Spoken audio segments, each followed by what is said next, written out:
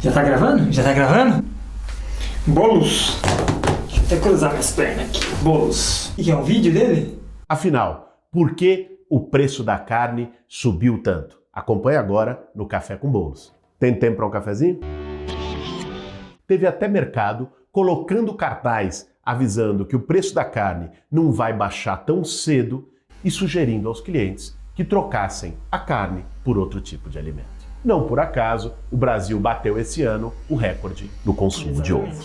É por isso que eu não comemoro. Eu já fiz, acho que num vídeo passado, falando sobre por que a gente não deve comemorar, porque já existem pessoas que já têm uma restrição alimentar gigantesca, né? E esse alto preço da carne condena essas famílias à fome. Ah, mas é só comprar batata e feijão. Não é tão simples assim, meu amigo. Não é tão simples assim, meu amigo. Pode ser por falta de alcance, pode ser por falta de condição, pode ser, sei lá, por falta de despertar da consciência que pode sobreviver sem a carne. Enfim, o alto preço da carne, ele condena muitas famílias à fome. Sem contar que outros animais vão morrer, outras criações aumentam para suprir essa necessidade. Pior foi a Tereza Cristina, ministra da Agricultura do Bolsonaro, que ao invés de anunciar medidas para beneficiar a população, alertou que a carne estava muito barata e que agora o aumento veio para ficar. Tava barata para quem, ministro? Barata para quem mesmo, né? Pro meio ambiente que não tava. O meio ambiente não tá barato, por esses 70 bilhões de animais que morrem aí por ano, não tá barato, né? O preço do impacto ambiental não é colocado na gôndola. E volto a dizer, você vegano, você não vegano, a gente não pagando isso na gôndola, não importa. É cobrado. É cobrado impacto ambiental na nossa saúde, na destruição do meio ambiente, na devastação das florestas, poluição dos rios. Nós não somos contra a agropecuária brasileira. Nós somos contra um modelo de agropecuária que não tem sustentabilidade ambiental, que é controlada meia dúzia de corporações que só se voltam. Que pecuária sustentável? Mais de 90% do desmatamento na Amazônia está ligado ao agronegócio. Anda até coceira no nariz. Mais de 45% das terras aráveis do planeta são usadas exclusivamente para a criação de animal. 90% do milho produzido no Brasil vira ração. Mais de 70% da soja é moído e vira ração. Ah, mas o gado brasileiro não come ração. Não importa, a soja é exportada para outros países para virar ração. Só para você ter uma ideia, naquele documentário Cowspiracy, tem no YouTube, também tem no Netflix, tem um criador de vaca de leite ali que tá conversando com o cara e o cara pergunta pra ele, mas mano, e aí, quanto mais ou menos uma vaca come e bebe aí por dia? O fazendeiro fala que a vaca come cerca de 65 quilos de ração por dia e bebe mais de 140 litros de água. E só no Brasil, 69%, sabe pra onde vai? 69% da água captada dos mananciais, sabe pra onde vai? Sabe, Bolos, pra onde vai? Vai pra pecuária. E isso ainda vai crescer cerca de 24% nos próximos 11 anos. São usados 18 vezes mais terra para produzir comida para quem come carne. To feed a person on an all plant-based vegan diet for a year requires just 1/6 of an acre of land. To feed that same person on a vegetarian diet that includes eggs and dairy requires 3 times as much land. To feed an average U.S. citizen's high-consumption diet of meat, dairy, and eggs requires 18 times as much land. Num espaço de terra onde a gente conseguiria produzir ali cerca de 170 quilos de carne, daria para produzir mais de 17 mil quilos de vegetais. Que modelo de agronegócio é sustentável? E mais, que modelo é ético? Que modelo é ético? Impor o sofrimento, impor o paladar, o nosso paladar acima do direito básico de vida de outros animais. Que modelo que se encaixa nisso? Não é ser contra o agronegócio, ser contra... Agora, não dá para ser neste modelo. Não dá para ser comida envenenada, com agrotóxico, não dá para ser um dos maiores produtores de transgênicos no mundo, né? Agrotóxicos, transgênicos e por aí vai. Tudo é feito por conta para atender essa gigantesca demanda para alimentar esses 70 bilhões de animais. O brasileiro toma por ano, se eu não me engano, 7 litros de veneno pela alimentação. Ah, mas eu como muita carne, eu não como muito vegetal. Não importa! Existem substâncias bioacumulativas, ou seja, o boizinho come a soja transgênica, ou a soja com pesticida, ou a ração ração cagada, enfim. Quando você come o boizinho, vai pra você do mesmo jeito. Acho que ainda é pior, porque aí você come pelos vegetais e pela carne. A primeira é uma política voltada para a soberania alimentar.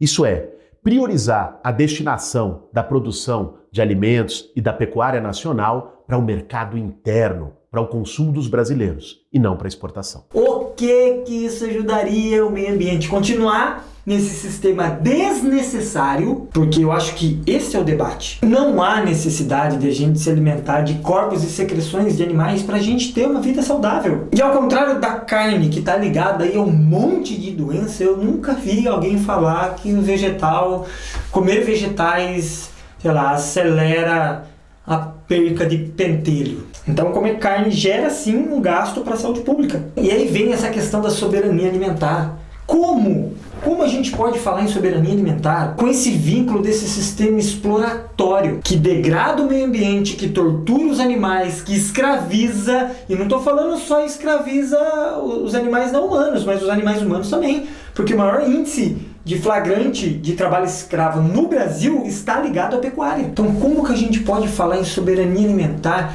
se a gente não incentivar o alimento que vem da terra? Porque é esse o alimento que nos alimenta. Qual modelo desse sistema insustentável seria sustentável?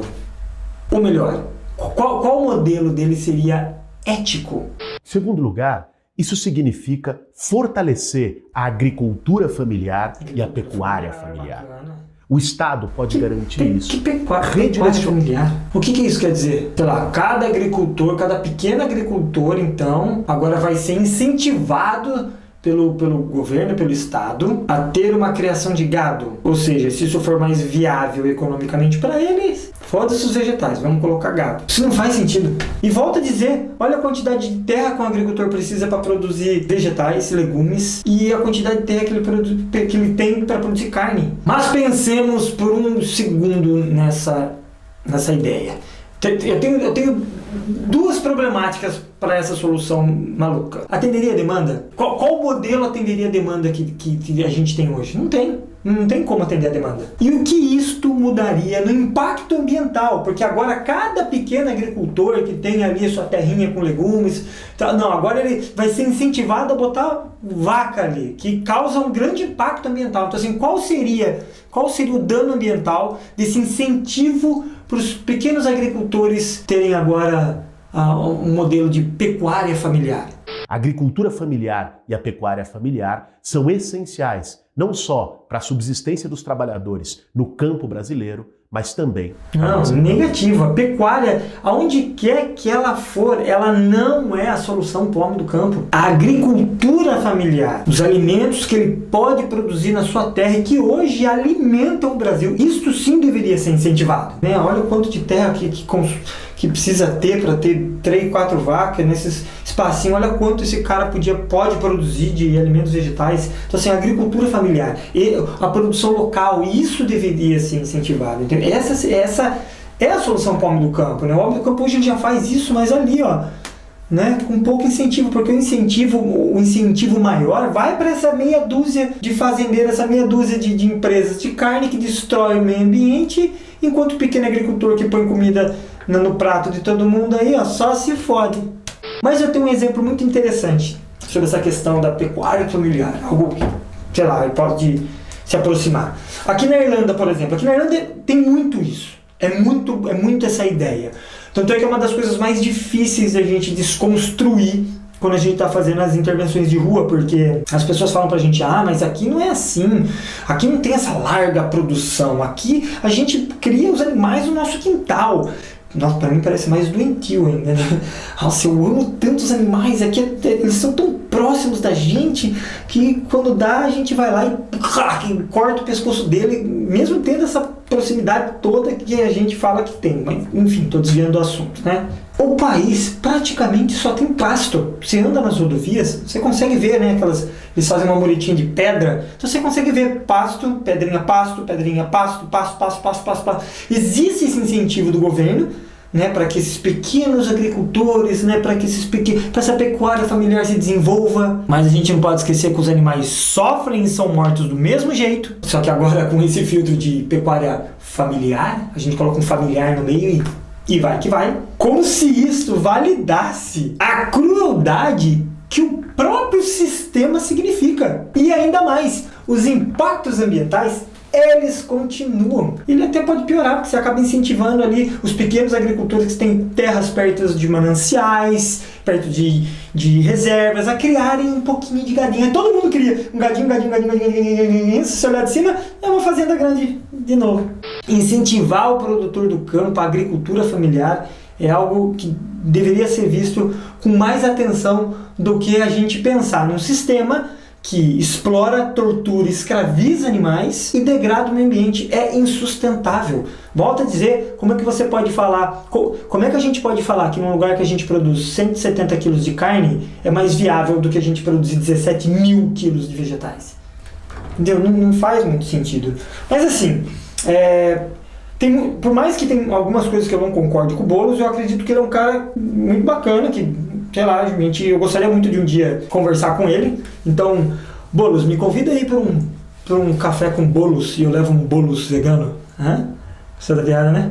O que eu não entendo muito assim, né, aí fica a minha reflexão, que eu realmente não entendo, é que a grande parte dos líderes da esquerda, porque não vai achando que a esquerda só existe Lula na esquerda, viu? Mas o que me chama muita atenção é que muitos líderes de esquerda, eu sei que isso deveria ser uma pauta de todo mundo, uma pauta indiferente do seu posicionamento político, mas é a esquerda que traz mais esse assunto para discussão. Por que a maioria dos líderes de esquerda não fazem essa associação, né, quando nós estamos falando daquilo que a gente põe no prato? A gente se posiciona contra um discurso de ódio, contra a violência, mas a gente não para pensar na violência embutida no nosso prato, no nosso dia a dia, nas pequenas escolhas que a gente faz todos os dias.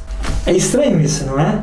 A gente levanta bandeiras para que as mulheres sejam vistas e sejam ouvidas da mesma forma que os homens são, mas a gente não para pensar que existem fêmeas que estão sendo ali engravidadas, enxertadas sem ela querer, sem ela não quer. Alguém vai lá, enfia a mão e coloca o sêmen, tá aí, tá grávida, aí depois o filhote é sequestrado, passam-se dias esses animais em depressão, se é macho morre, se a fêmea volta por causa do leite, sabe?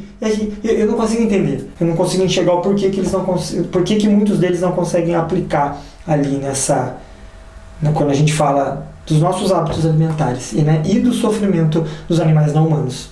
Nossa, eu falei pra caramba, né? Boulos, me convida para um bolos e eu levo um bolos vegano. Eu gostaria, de verdade, de conversar com ele.